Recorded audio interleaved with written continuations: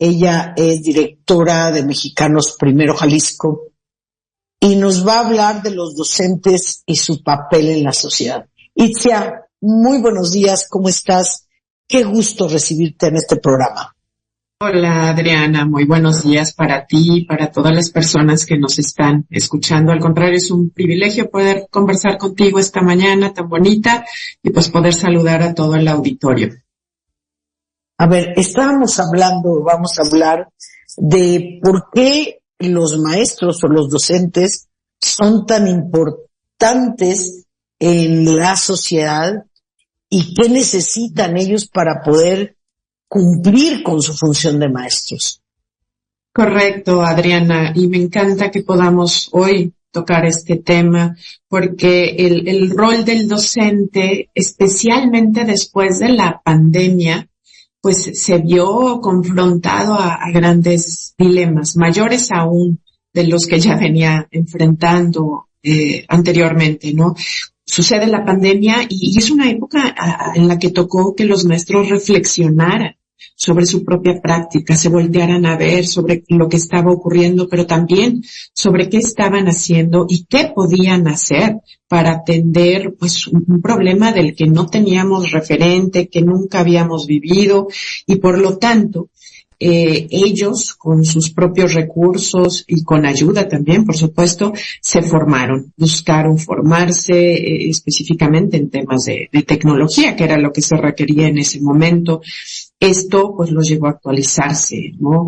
Por supuesto que esto requirió que innovaran la práctica. Y cuando digo innovar, no me refiero nada más a implementar tecnologías, que claro, es algo que durante pandemia pues fue sumamente importante, pero también me refiero a el hecho de hacer cosas de diferente manera. Por ejemplo, no se podía evaluar con un examen habitual, entonces tuvieron que buscar otras formas de evaluar, lo cual fue enriqueciendo su práctica, su visión, los fue provocando a ser más creativos y creo que también a ser más persistentes, Adriana, en el sentido de no dejar a sus estudiantes descobijados y de procurar ir a buscarlos incluso hasta sus casas para que continuaran con los trabajos, acercarles copias a los que no podían comunicarse de otra forma, etcétera, ¿no? Eso por una parte. Por otra parte, creo que este proceso de pandemia también les ayudó a acercarse más a la comunidad, a las familias y a los propios estudiantes en esta lógica de tener que ir a buscarlos muchas veces, de procurarse mutuamente, ¿no? Y de ir como fortaleciendo esta mancuerna tan importante que es la familia y la escuela. Y también un tercer punto que creo que trasciende en la pandemia es este ejercicio fehaciente de lo que se llama autonomía escolar responsable, que es esta posibilidad que tienen las escuelas de gestionar en función de sus necesidades las mejores rutas para construir el aprendizaje. Entonces, esa sería como una primera idea de cómo es que el docente, específicamente después de la pandemia, se encuentra y a partir de esto, que fue a lo que se tuvo que enfrentar, Adriana, y me parece que es muy importante que lo estemos conversando hoy y que no lo olvidemos, aunque ya pasó la pandemia y tal.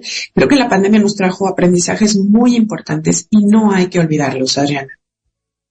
Fíjate que estoy de acuerdo contigo y estos retos, creo que cuando enfrentamos momentos difíciles, precisamente es cuando el ser humano saca la casta, ¿no?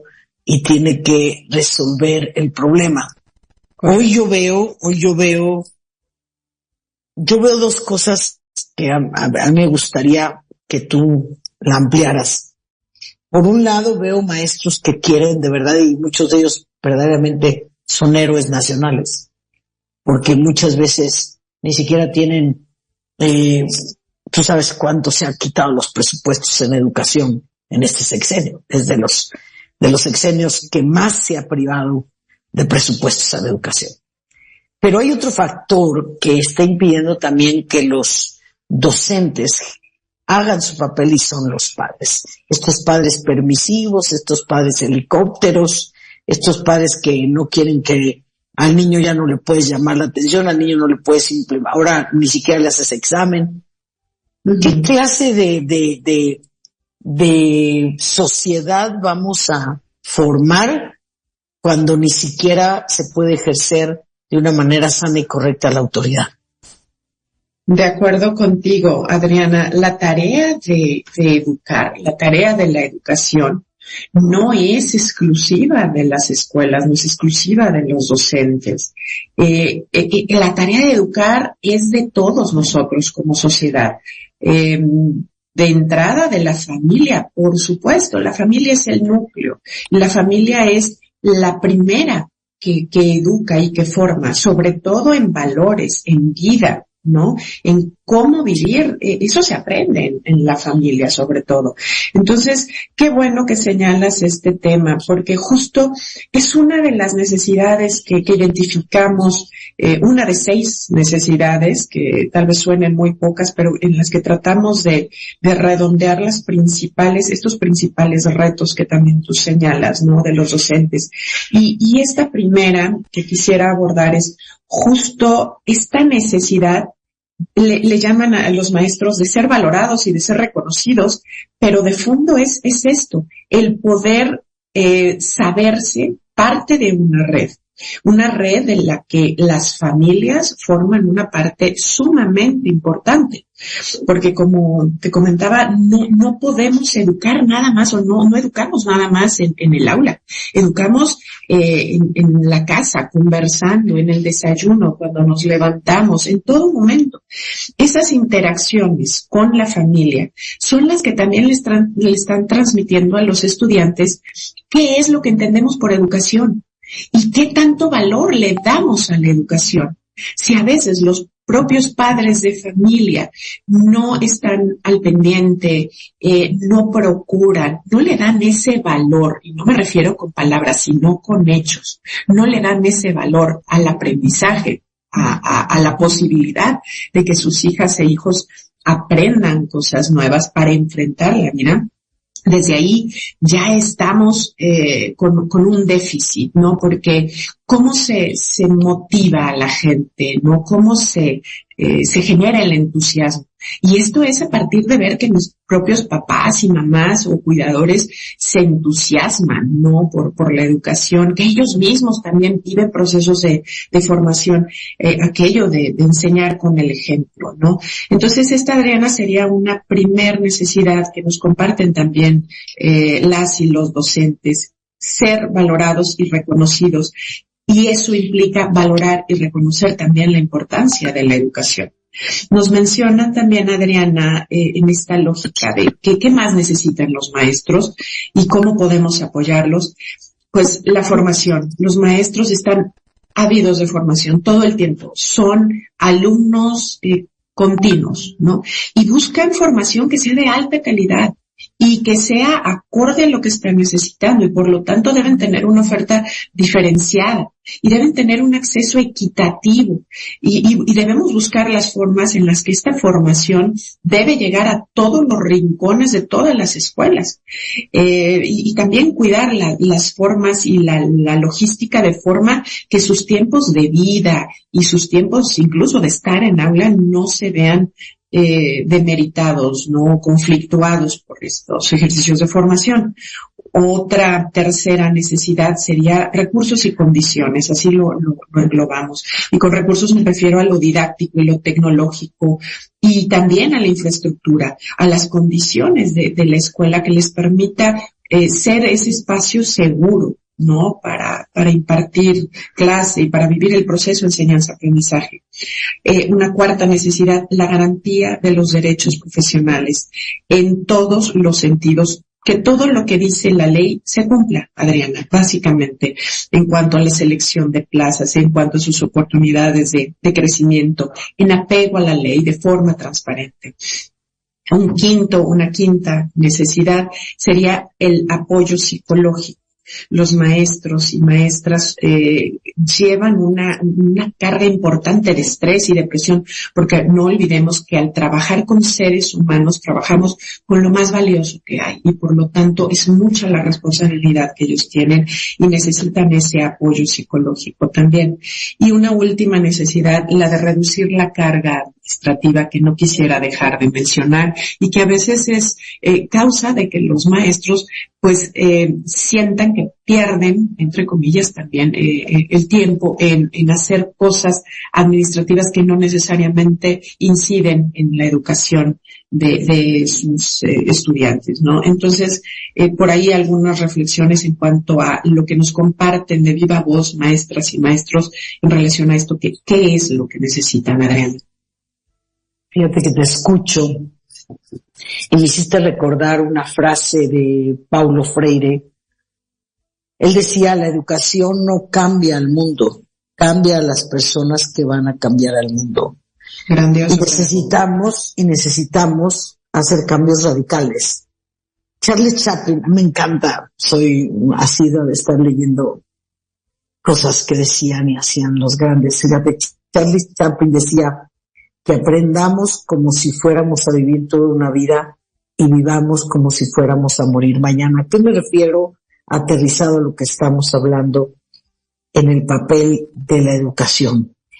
Aunque yo no soy una maestra de clase de secundaria o de primaria, pues la vida me ha llevado más de 30 años dedicarme a la capacitación y ahora a formar jóvenes empresarios desde hace 10 años y ser como, de hecho me llaman madre, ser como una madre espiritual para ellos. ¿Y qué he aprendido a propósito de la educación? Que me gustaría puntualizar, porque los padres somos los primeros formadores, Itzia. Correcto. Tú no le puedes dejar la carga que te toca a ti como papá al maestro. ¿Estás de acuerdo conmigo? Eso no le toca a él. Entonces, hay cosas que tu papá tienes que hacer. Nos vamos a ir a corte, si no Mayrita nos va a matar a ti y a mí porque yo me apasiono con el tema y ahorita regresamos. Vámonos a corte. Con gusto. Seguimos con Itzia Goyas, que estamos hablando los docentes y su papel en la sociedad. ¿Qué podemos hacer para fortalecer, Itzia, como padres y maestros, la formación de los niños que hoy, bueno, me están llegando cosas muy graves? Nunca creí que a mí me iba a tocar ver a niñas de 12 años ya con actividad sexual intensa, niños que a los 10 años, 11 años no le encuentran sentido a la vida y se quieren suicidar. O sea, estamos viviendo una sociedad compleja y yo creo que lejos de estarnos peleando con los maestros tenemos que cerrar filas con ellos. Es mi muy particular manera de pensar. De acuerdo contigo, Adriana, y ojalá y hubiera una fórmula única para resolver esto que dices, qué hacer para fortalecer la formación y la educación. No, tal vez no hay una única vía, y respecto a lo que hemos reflexionado nosotros desde Mexicanos Primero Jalisco, desde estos encuentros que tenemos con maestras, maestros, pero también con padres, madres de familia, cuidadores de los estudiantes, tal vez pudiéramos identificar algunas cosas. Por ejemplo, empezar por hacer un alto, Adriana. La pandemia, como decía hace rato, nos obligó a hacer altos y nos llevó a aprender muchas cosas. Tuvimos que buscar nuevas maneras de enfrentarnos a aquello que venía y que no sabíamos necesariamente por dónde, ¿no? Creo que es nuevamente momento de hacer un alto y de tomar conciencia y de también darnos cuenta de cómo lo que es la educación y lo que es el acto de educar no es, como decía hace un momento, un tema que nada más suceda en la familia, en la escuela, sino tú también lo decías muy bien, hay muchas formas en las que educamos. Sí, obvio, desde estos procesos de formación, que son además de la escuela complementarios, que es aquello que se llama educación continua a través de la vida, pero también educamos con nuestro comportamiento, Adriana, y como sociedad. Sí, claro. Es decir, ese es el con el que más educamos. Exactamente. Exactamente. A eso iba un poco. Como suelo conversar con maestras y maestros, el estar frente al aula sí es una gran responsabilidad, porque para bien o para mal, nos estamos convirtiendo en modelos o en ejemplos. Entonces, ¿qué modelo o ejemplo queremos ser? Claro, esto hay que reflexionarlo en el aula, pero también hay que reflexionarlo como seres humanos, como seres sociales, como ciudadanos. Entonces, la forma en la que nosotros nos dirigimos, en la que nos relacionamos con otros, en las que aceptamos violencia o provocamos violencia, todo eso está educando al otro, ¿no? En la medida en la que yo soy violento, estoy acostumbrando al otro a que también lo sea, porque le estoy mandando un mensaje de que es un comportamiento normal. Y caímos ahí en lo que se conoce como la normalización de la violencia, ¿no? Entonces, insisto, un primer aspecto creo que sí sería hacer un alto y tomar conciencia. 2, darnos cuenta de que todos educamos y por lo tanto, tercer punto para mi gusto sería hagamos equipo, como bien lo decías, Adriana. Yo hablo mucho de la mancuerna familia-escuela, pero esta es nada más una mancuerna y, como te decía, la educación forma parte del resultado de lo que hacemos todas y todos, desde el gobierno, por supuesto, desde las empresas, las asociaciones civiles como la nuestra, ¿no? Todos tenemos algo que aportar, pero como bien dices, tenemos que reflexionar juntos qué es lo que queremos y desde eso que queremos, de esa educación que queremos, actuar en consecuencia, actuar de manera consecuente. Fíjate que hace 2 años, casi, en 2021, hicimos una encuesta sobre las trayectorias de los docentes y la hicimos junto con el Instituto de Información Estadística y Geográfica, el IEG, y encontrábamos un dato que a mí me parece bien importante. 9 de cada 10 maestros son maestros por vocación. Y seguramente tú lo sabes, en el sentido de que compartir con otros, estar en el aula, de verdad que requiere esta vocación, requiere la pasión que solo te la da eso, ¿no? El reconocer que esto es una vocación. Entonces, ¿en qué medida como sociedad apoyamos, reconocemos este hecho y fortalecemos esa imagen de los maestros y sobre todo ese actuar de los maestros en el día con día? Entonces, sí me parece que el hecho de conformar esta red que señalabas, de hacer equipo, como decías, es muy importante. Sabemos que las visiones son diferentes, Adriana, porque pues como seres humanos somos distintos todos y todos creemos tener una ruta y todos creemos tener la verdad, pero creo que lo importante es dejar a un lado diferencias, porque en lo que todas y todos coincidimos es que nos importa la vida de las niñas y los niños. Y hablo de la vida, no nada más del 10 en español o en matemáticas, hablo de sus vidas. Entonces, en este acto de educar, que es responsabilidad de todos, ¿en qué medida estamos colaborando con los demás? Estamos haciendo de lado nuestra visión, a veces adultocéntrica, egocéntrica, y estamos escuchando a nuestras niñas y niños y lo que necesitan, y desde ahí tomamos las mejores decisiones, buscamos las mejores rutas para todos, pero siempre teniendo como aquello del interés superior de las niñas y niños como una guía, ¿no? Como lo que nos va marcando el camino. Eso me parece muy importante, Adriana. Pues fíjate qué interesante todo lo que están haciendo. Y yo invitaría a los padres de familia, primero, no sé si estás de acuerdo conmigo, mi querida Itzia, pero primero, papá, asiste a las juntas. Correcto. Segundo, ve a los cursos que te ofrecen en la escuela, porque vas al niño y crees que mandándolo ya te despreocupaste. Pues no, tenemos que hacer una mancuerna para que los niños puedan salir adelante. De lo contrario, no podemos avanzar. ¿En qué sí estamos de acuerdo y en qué también le tenemos que parar el caballo al gobierno? Porque está proponiendo cosas con las que estoy segura no estás de acuerdo. Pero si no vas y no dices y no haces un frente común, entonces a tu niño le van a meter lo que sea en la cabeza. Y el culpable seremos nosotros, ¿no?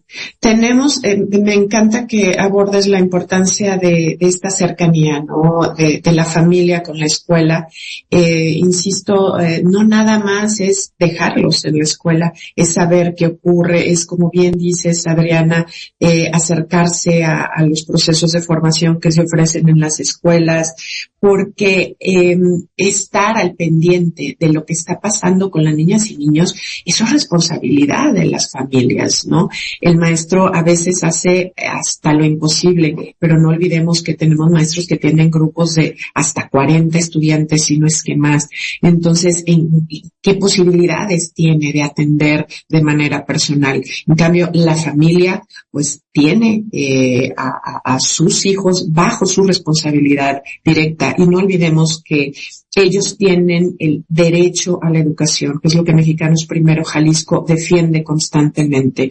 Ese derecho a la educación debemos velar todas y todos porque ocurra, porque así suceda. Y una educación de calidad y una educación que saque la mejor versión de cada una y de cada uno.